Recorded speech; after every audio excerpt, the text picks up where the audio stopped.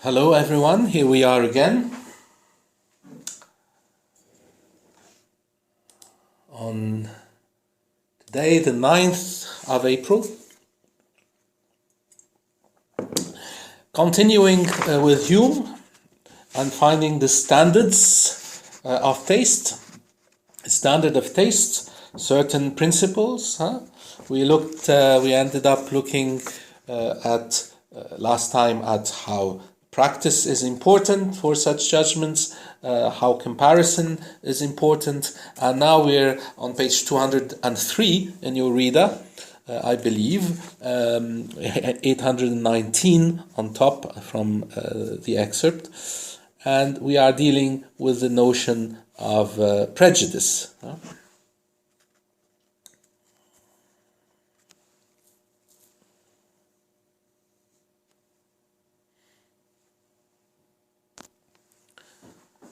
But to enable a critic, I read on prejudice in Hume,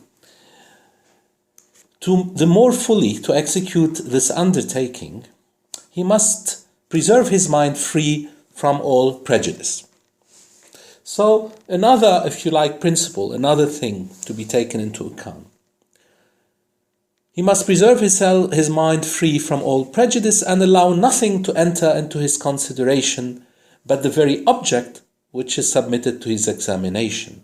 We may observe that every work of art, in order to produce its due effect on the mind, must be surveyed in a certain point of view, and cannot be fully relished by persons whose situation, real or imaginary, is not conformable to that which is required by the performance.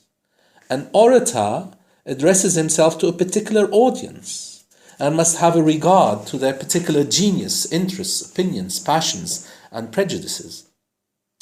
Otherwise, he hopes in vain to govern the resolutions and inflame their affections. Should they even have entertained some prepossessions against him, however unreasonable, he must not overlook this advantage, but before he enters upon the subject, must endeavor to conciliate their affection and acquire their good graces. A critic of a different age or nation, we should peruse this discourse, must have all these circumstances in his eye, and must place himself in the same situation as the audience in order to form a true judgment of the oration. In like manner, when any work is addressed to the public, though I should have a friendship or enmity with the author, I must depart from the situation, and considering myself as a man in general, forget, if possible, my individual being and my peculiar circumstances. Enough of this paragraph. So, another than a criterion for making a right judgment of taste is to be free of prejudice. Prejudice, a word very dear to the Enlightenment. The Enlightenment says we must get rid of all prejudice. Prejudice meaning, of course, having a prejudgment on things before we actually encounter them and deal with them. You should not have a prejudgment. You should not be affected with anything except what you are examining, the object. Not only this, you have to be affected by the object and examine the object only from the point of view of someone looking at a work of art. Okay. So, no matter what my subjective relation is to the artist, for example, be it literally, empirically knowing the artist or not, prejudices against him I may have, prejudgments that come perhaps from my hate as a certain style, perhaps from my hate of the kind of people that are like him. If he is not French, it could be also a nationalistic question. Any kind of hundreds and hundreds of prejudices. If I am to make a good judgment of taste within the standard of taste, if I am to stay within the standard of taste, they have to all be laid aside. I must not be prejudiced when I make a judgment about work of art.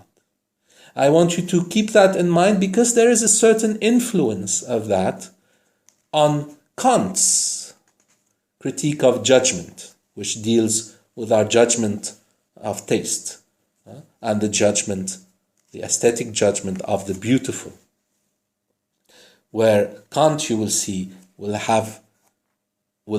say that any kind of judgment on a work of art as beautiful or not has to be disinterested. What Hume here is calling a non-prejudiced judgment, we can see parallel to it in the disinterestedness in Kant. You will see that. It means I am not judging the work for any other reason than the work itself. There is some kind of parallel. I am not coming to it with any prejudgment, says Hume, and Kant will say, I am not doing it for any kind of utility. It is disinterested, the judgment, making the judgment. So we must then, another principle, preserve our mind as art critics from all prejudice. We move to good sense, and so to the next paragraph. It is well known, says Hume, that in all questions submitted to the understanding, prejudice, as we said, is destructive of good, sound judgment, and perverts all operations of the intellectual faculties. It is no less contrary to good taste also to have prejudice, nor has it less influence to corrupt our sentiment of beauty. It belongs to good sense, le bon sens, a word expression from Descartes even. It belongs to good sense to check its influence in both cases.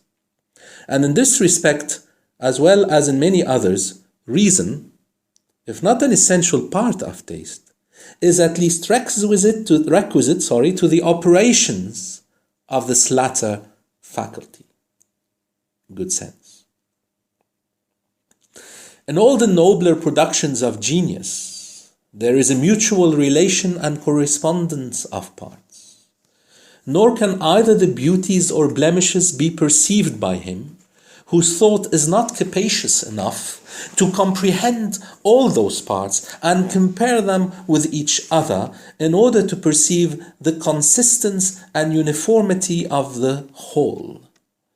Every work of art has also a certain end, telos, or purpose, for which it is calculated and is to be deemed more or less perfect as it is more or less fitted, the work of art, to attain this end.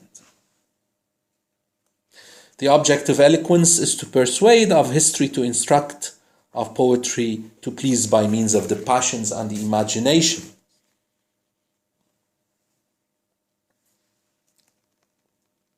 These ends we must carry constantly in our view when we peruse any performance, and we must be able to judge how far the means employed are adapted to their respective purposes. And we stop for this paragraph. And read actually only its end now. So go to the bottom of 203 and read the last sentence. It seldom or never happens that a man of sense, a man of good sense, who has experience in any art, it seldom happens that such a man cannot judge of the beauty, of its beauty. And it is no less rare to meet with a man who has just taste without a sound understanding. So, we must have then, says Hume, not only a trained feeling about things, we must have good sense.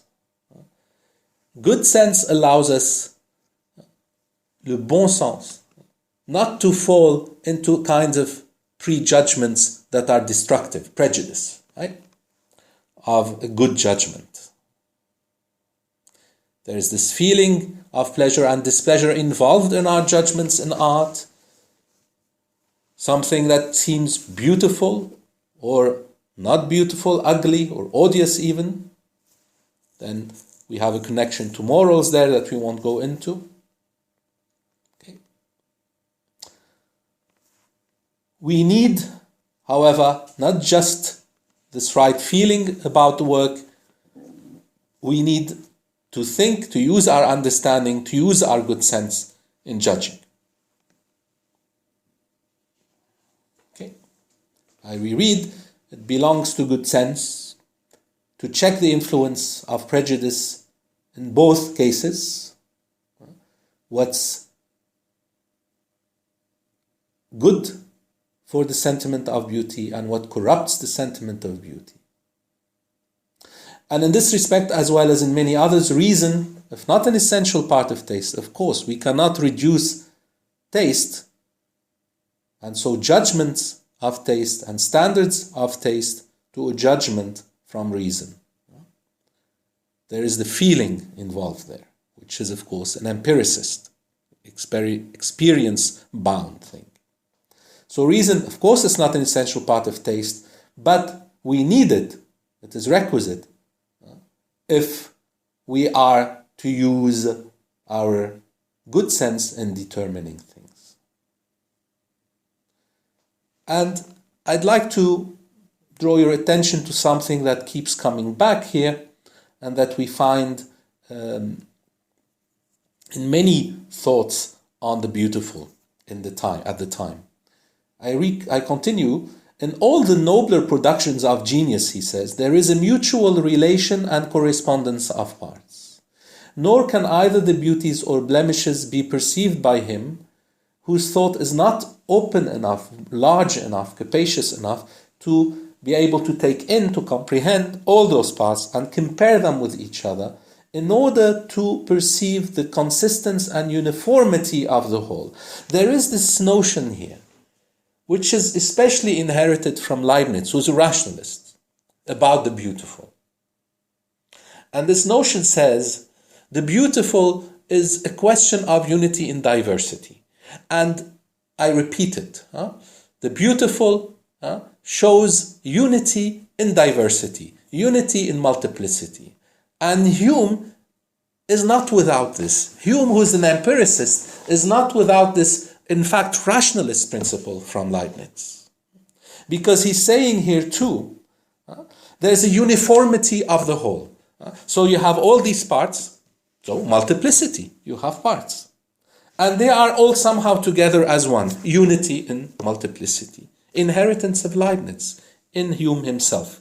Inheritance of the rationalist in the most empiricist of empiricists.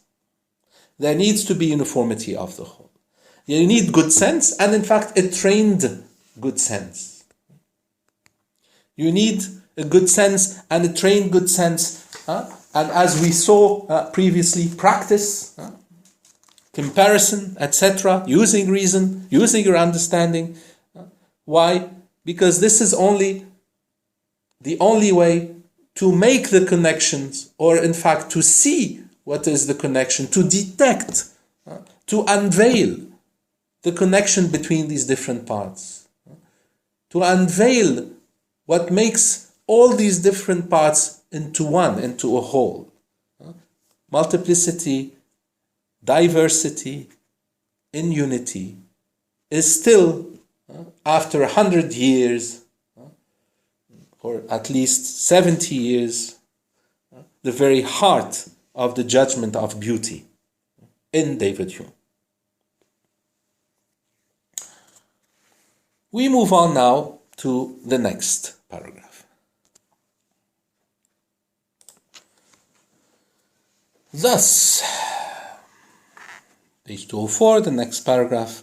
Thus, though the principles of taste be universal, they are principles and are universal, arche, and nearly, if not entirely, the same in all men, yet, despite this universality, few people are qualified to give judgment on any work of art or establish their own sentiment as the standard of beauty. The organs of internal sensation are seldom so perfect as to allow the general principles their full play. and to produce a feeling correspondent to those principles. They either labor under some defect or are vitiated by some disorder, and by that means excite a sentiment which may be pronounced erroneous. When the critic has no delicacy, he judges without any distinction and is only affected by the grosser and more palpable qualities of the object. The finer touches pass unnoticed and disregarded. Where he is not aided by practice, his verdict is attended by confusion and hesitation. Where no comparison has been employed, the most frivolous beauties, such as rather merit the name of defects, are the object of his admiration. Where he lies under the influence of prejudice, all his natural sentiments are perverted. Where good sense is wanting, he is not qualified to discern the beauties of design and reasoning, which are the highest and most excellent. Under some or other of these imperfections, the generality of men live.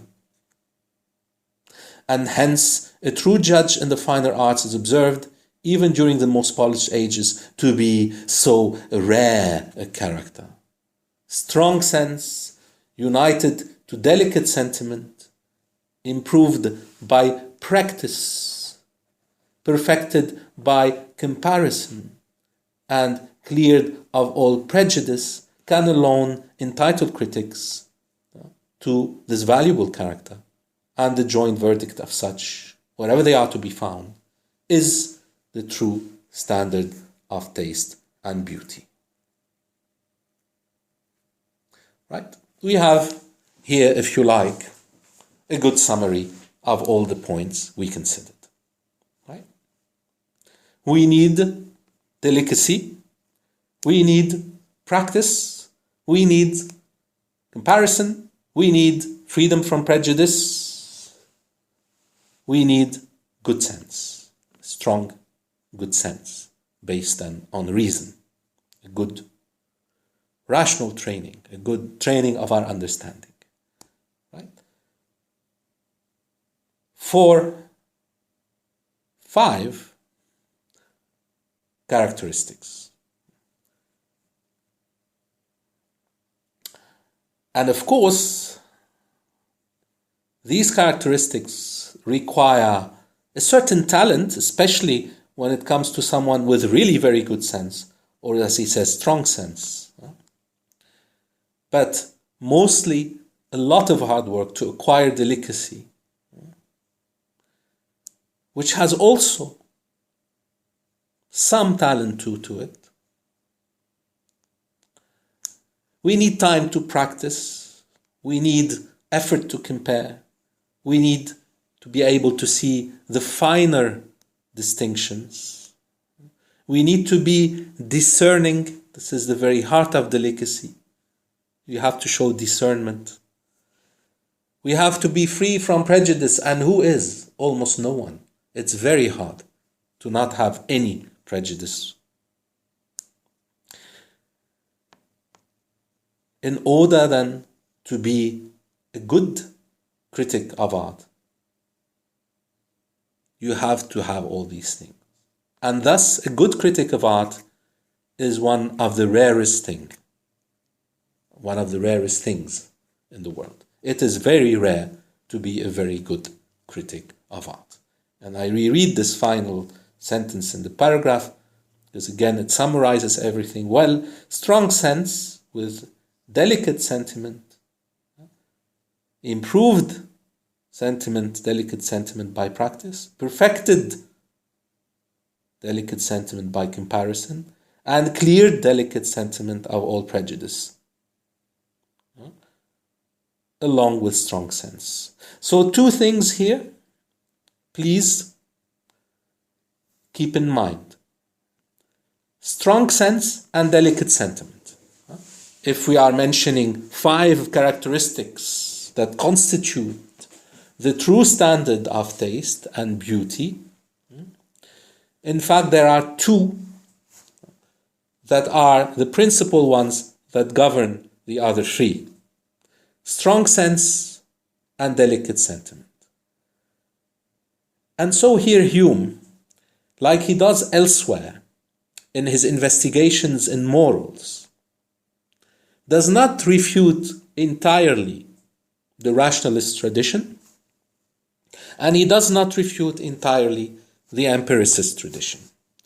I say this because a strong sense means good trained understanding, so a good use of our reason. This is rationalist. So in order to make a good judgment of taste on works of art, you need your reason.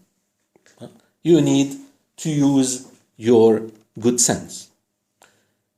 And the very judgment on a work of art has to do with sentiment. It's a judgment of feeling. And that's, of course, all feelings are question of internal sensation in art.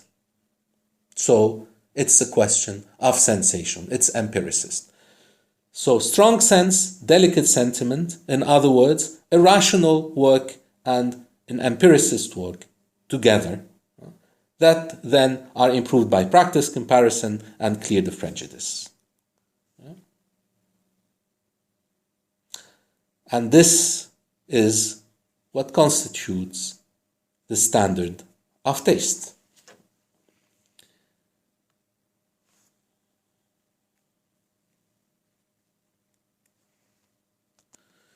We're going to make a jump together, please, to the last paragraph on page 204. Easy to detect. Last paragraph. Though men. So these men are rare. Now there are other considerations above. If you read, if you have questions, don't hesitate to ask. But let's jump now to this. 204, last paragraph. 820 and up. Though men of delicate taste be rare, they are easily to be distinguished in society. How? By the soundness, correctness, by the soundness of their understanding and the superiority of their faculties above the rest of mankind. The ascendant which they acquire gives a prevalence to that lively approbation with which they receive any productions of genius and renders it generally predominant. Okay, I stop here for this. Then, of course, we have these people. Of course, these people are especially rare, but we can recognize them through how sound their understanding is and through their judgment, the faculties that they have above the rest of mankind. They're able, we can see, for example, let's say you have different works by, by Redon, by Manet, by Cézanne, etc. And you are a bit lost even though you've read a few books, and there comes the person who has all these five things that allowed the two things that are his sense and taste to be strong and delicate. And he starts to explain to you. You realize not only his knowledge, but of course the delicacy of his judgment. You can recognize such people in the world. So even though they are rare, we can really benefit from their presence, and we can rather easily identify them with a little bit of education and work. Now, we go again, and Hume the skeptic is never easy on himself. We say the standard of taste includes all those five, and particularly the first two that then are refined through the other three. So 5 principles, if you like. Now on 205, Hume says, so the next paragraph, but in spite of, notwithstanding all our endeavors to fix a standard of taste and reconcile the discordant apprehensions of man, there's always some differences between men, there still remain 2 sources of variation, which are not sufficient indeed to confound all boundaries of beauty and deformity, but will often serve to produce a difference in the degrees of our approbation or blame. The one is the different humours of particular men, the other the particular manners and opinions of our age and country. The general principles of taste are uniform in human nature, once again. Where men vary in their judgments, some defect or perversion in the faculties may commonly be remarked, proceeding either from prejudice, from want of practice, or want of delicacy, or there is just reason for approving one taste and condemning another. But where there is such a diversity in the internal frame or external situation as is entirely blameless on both sides and leaves no room to give one the preference above the other, in that case a certain degree of diversity in judgment is unavoidable, and we seek in vain for a standard by which we can reconcile the contrary sentiment. A young man, I continue, whose passions are warm, will be more sensibly touched with amorous and tender images than a man more advanced in years, who takes pleasure in wise philosophical reflections concerning the conduct of life and moderation of the passions. Ovid may be the favorite author, Horace at 40, at 20 Ovid, at 40 Horace, and perhaps Tacitus, the old one, at 50. Vainly would we in such cases endeavour to enter into the sentiments of others and divest ourselves of those propensities, inclinations, which are natural to us. We choose our favourite author as we do our friend, from a conformity of humour and disposition. Mirth or passion, sentiment or reflection, whichever of these most predominates in our temper, it gives us a peculiar sympathy with the writer who resembles us. Incredible Hume, the fine analysis of Hume, always. So, of course, Hume says there is a standard of taste, and I determined it for you, I gave it to you, and all these principles are universal. We would say, as an empiricist, I would say general. I avoid an universal. But let's say with him universal. But there is always variation. Don't think that we will always all agree in our judgment. We have different humors. We would say today we have different personalities, right? We have different taba also. We have different characters. So, different humors, two things then, influence, and of course the manners and opinions of our age and country. We might give here some examples to help. Humors first. Humors first.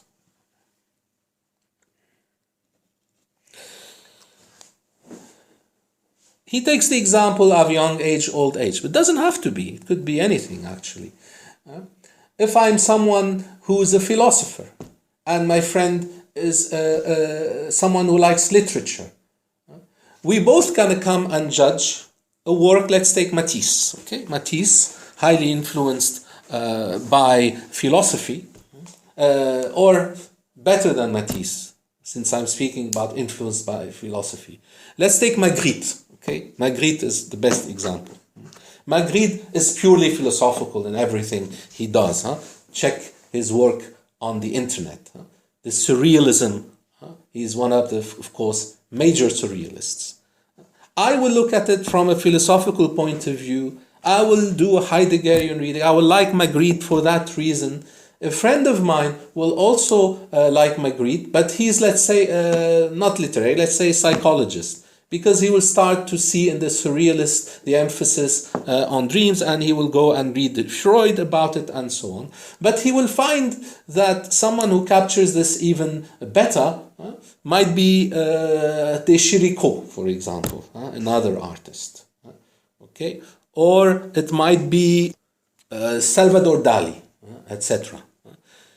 Because he is into psychology and I'm into philosophy, I will prefer, let's say, Magritte, and he will prefer Salvador Dali. Now, when we are making our judgments, we both recognize that these are great artists. That if I see a painting by Magritte and a painting by Dali, for example, the great masturbator of Dali's, I don't know, and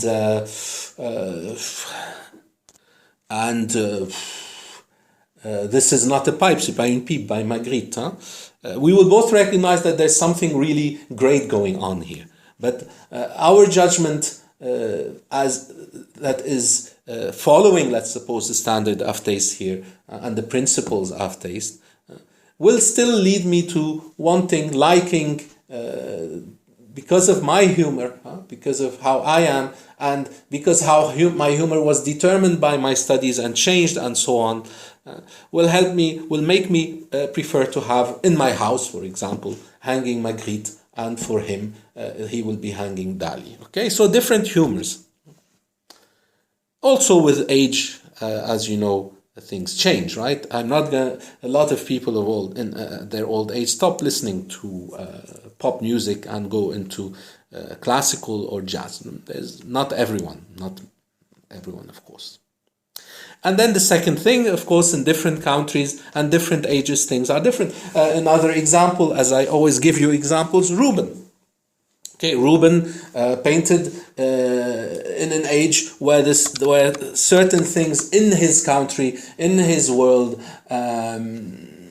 were appreciated more than others. So, if we look today, if you go and look at his paintings, you will notice that Rubens represented women and his characters generally in his paintings as, of course, bigger. I'm saying Rubens, it's with an S, Rubens, Rubens in French. We are talking between the 16th, 17th century. Okay, so go on the internet, look up Pierre-Paul Rubens, and see how he painted women. So because the standard back then was that a woman had to have a fuller body. If we look at them today, maybe we will find, okay, these are good paintings, but we would not like to hang them in our house. We would like other figures that correspond more to how we see beauty today. Again, then, the age we live in and the country we live in affect our judgment of taste. And that doesn't mean that there isn't a standard of taste. It means that there is variance despite the presence of a standard. And that the presence also, the other way, the existence of a variance, that doesn't mean that there isn't a standard of taste, is what Hume is telling us. And if I continue to read, and I think it's enough almost for us. Let's see. One person is more pleased with the sublime, another with the tender, a third with raillery, making fun, and so on. One has a strong sensibility to blemishes and is extremely studious of correctness, etc., etc. Jump to the two last sentences. It is plainly in error, in this paragraph, in a critic to confine his approbation to one species or style of writing and condemn all the rest, of course, but it is almost impossible not to feel a preference, a predilection, for that which suits our particular turn and disposition. Such preferences are innocent and unavoidable and can never reasonably be the object of dispute, because there is no standard by which they can be decided. Okay, enough of this. I think we are done with Hume. I'm very happy we did this text together. It's a very nice, very precise text. It shows us really what a fine philosopher Hume is. He really goes into very specific details, and he doesn't forgive himself anything. He doesn't take the easy way out. I'm glad we were able to see how a certain kind of understanding and so rationality has its place still. However, of course, Hume defines rationality, and we didn't enter into it today. For him, reason is a certain fold and bend in the imagination, but that's another matter that is not in question here. But we need some kind of judgment of the understanding, and we need a delicacy, as we said, of feeling and inner feeling when we are judging a work of art. Next time, then, we will look at Kant. Kant, who was born, of course, after Hume, but he was born when Hume was still alive, and died in the beginning of the 19th century. and he reacted a lot to Hume. His most important work, the Critique of Pure Reason, the Kritik der reinen Vernunft, was stirred by Hume. If Hume hadn't really written his essay on human understanding, Kant would not have probably not have reacted. So would not have done anything, would not have reacted, and we wouldn't have got the most important modern work of philosophy. So we can thank Hume for Kant's work. So Kant wrote also on morals like Hume, and he wrote on art like Hume. So influenced in part by Hume and influenced a lot by Baumgarten, whom we're not going to go into, unfortunately, because I didn't put him in your reader. Baumgarten is the very person who founded the notion of aesthetics as the judgment of the beautiful. We will look, I will talk about him next time as we start Kant. So meanwhile, as you know, we don't have holidays, our course at least, because Tuesdays and Thursdays will not be off. So we will continue next Tuesday. I'm very happy to be with you in this way. I'm very happy that many have responded by email, and I wish you a very good weekend. Stay safe, reflect on these things, and read Kant. This is one of the most wonderful works on the judgment of taste and the judgment of the beautiful. So I wish you a good reading. I wish you to avoid television as you study for other courses. Stay as much away as you can from excessive news. Television has not revealed to us much good these days. There is very little educational work in literature and philosophy on it, and a lot to do with sensationalism. So don't go too much there, and go much more to your readings. Reflect, think, be free. Let's be free together at these very hard times. I'll talk to you on Tuesday.